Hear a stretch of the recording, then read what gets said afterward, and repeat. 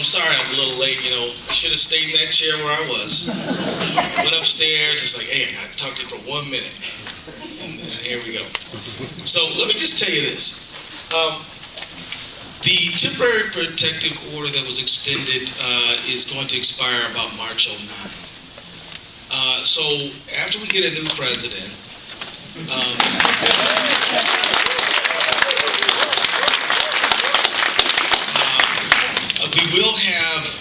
we will have sufficient, not a lot, sufficient time if we put maximum pressure now to be able to get the bill we need, which I will talk about in a moment.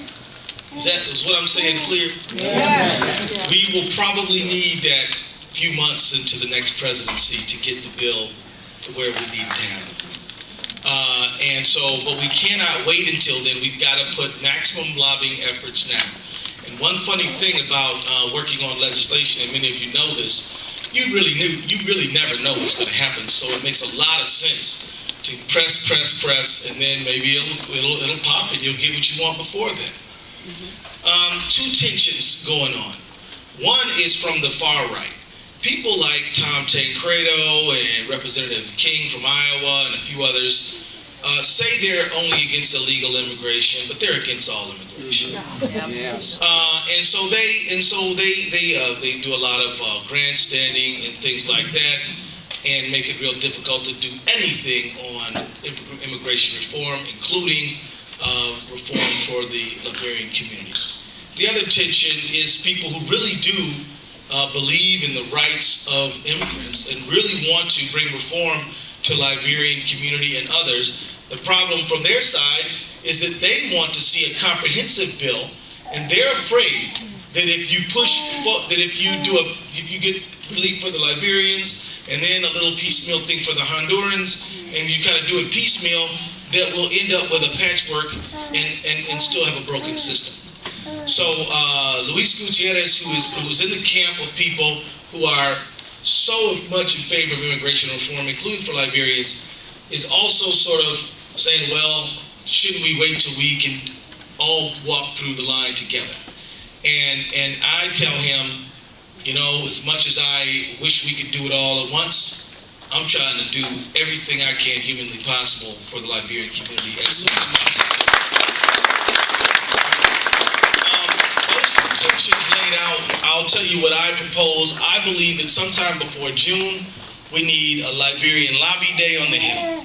We need to get people here who are Liberian, but also people who are white Minnesotans, black Minnesotans. We need to get some Latino Minnesotans, every kind of Minnesotan of every shape, color, religious faith, culture,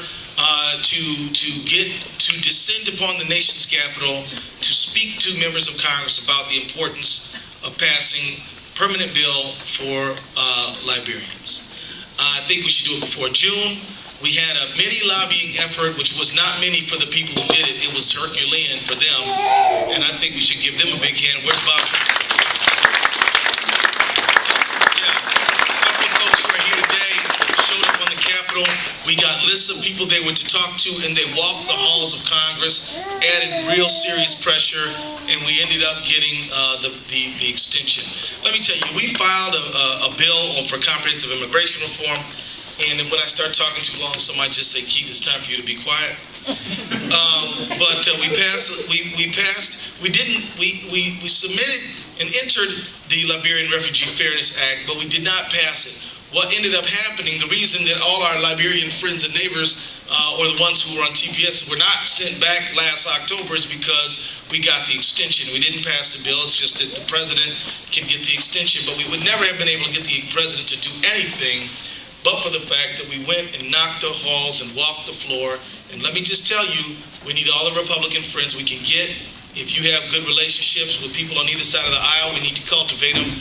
People like Jim Ramstad are very important in this conversation. Because if it breaks down to some sort of a partisan thing, then the Liberian community is going to suffer before it. We need people on both sides of the aisle. Let me say that, folks camped out in my office. They used my office sort of a station. and left their bags and came back after walking the halls for a few hours and sat and got recharged and drank some coffee and went back out there. I want you to know that let's use my office again. I think we ought to do something before June where we can reach out to the national Liberian community and try to get everybody there to talk to their member, send letters and emails, and talk about the importance of this. There are a number of arguments that are on our side. Some of you already know them. Some of you don't. I'll go over a few of them, but please, for those of you who already know this stuff, bear with us, please. First of all, Liberians on TPS are not illegal immigrants. They're here legally and they came legally. So the whole thing that Tancredo and those guys are going to argue about illegal immigrants simply does not apply to Liberians. It's very important to make that point clear. Liberian community came here legally, is here legally, and so we're not talking about fighting illegal immigration. That's an irrelevant argument, and so that's very much on our side. The other thing is that everybody in America has a very strong interest in international peace, particularly in Liberia after the Civil War, particularly in West Africa, particularly when you bring into consideration situations like Sierra Leone and others, particularly Africa when you consider Darfur, now in Kenya, and we all have a great investment in stability in Liberia. Now, the unemployment rate in Liberia is currently 85%. You take 10,000 people and drop them in the middle of Monrovia, and you could start a civil war. The pressure on that economy cannot bear the quick influx of such a large number of people, particularly people who are used to, driving, their Lexuses. Liberians work hard and make good money, y'all. And so the thing is, it would put a lot of pressure on the economy.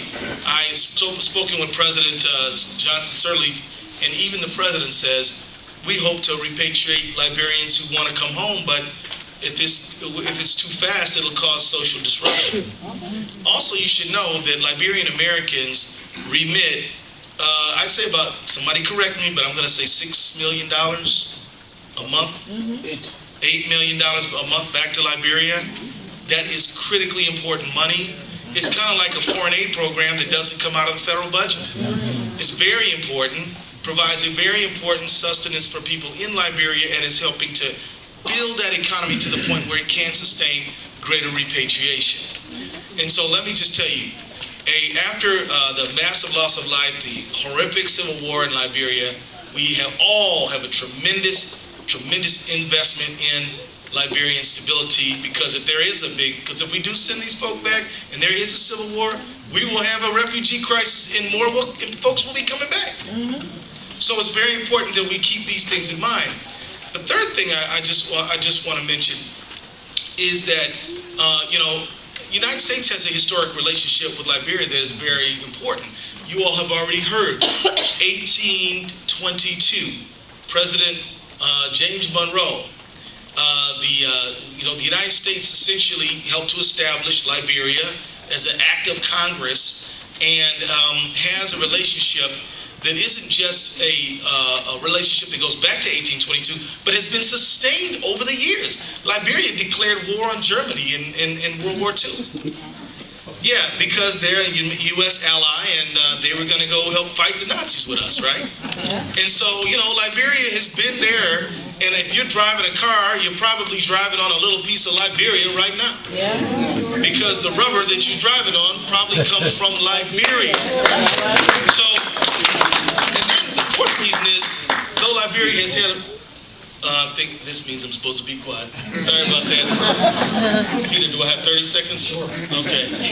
And so I just want to say that, plus, though Liberia has had its tough times, and nobody can tell you that better than a Liberian who was there, Liberia is a absolute diamond in the rough.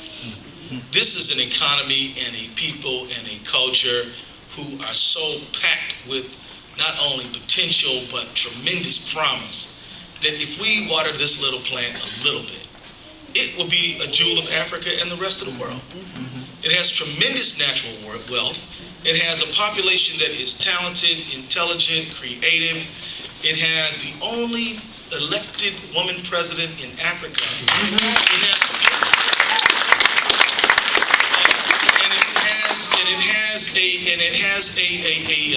And it's building this tradition of civil equal rights, human rights, and pluralism. And so let's just put it all out there to do this thing that we need to do. Right here, I have a letter that we wrote to the president to extend the TPS status, and then also I have the bill that me and Patrick Kennedy and Tim Walberg from Michigan, who's a Republican, all signed, as well as others, to try to get to make permanent status for Liberians. So, Peter, I'm done talking. Sorry I talked so long.